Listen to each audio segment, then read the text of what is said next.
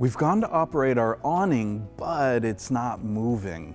We know that we're going to need to check the electrical components, but where do we start? Well, on this particular system, there is very little variation. You're going to have a switch, you're going to have a harness, and you're going to have a motor, and we just need to track the power from one to the next. Now on mine, I've removed it and placed it upon this table for purposes of demonstrating, but really there is not any difference you would really experience except for being able to probe for power on the awning itself. Now the first thing we need to do is put our multimeter on DC voltage. This is what the awning operates on, and this is how we are going to measure it. You'll notice that my switch has 4 wires coming out of it. I have a power, which is our red, I have a ground, which is our black, and then I have a white and blue, which are my signal wires out to the awning. Now this is a polarity reversing switch, so when I rock it one way, it's going to send power and ground one way through the blue and the white, and when I rock it the other way, it's going to send it the other way.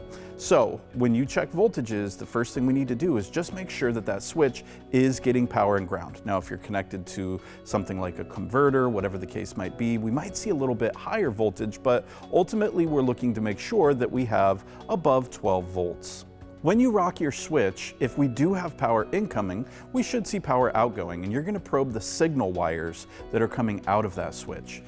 You'll notice that it is either going to be a positive voltage or a negative. So it doesn't really matter as long as we have the voltage we need, which one of those it is, because that will change when we rock it the other way. If we do have power going into the switch and we have power coming out of the switch, that means our switch is good.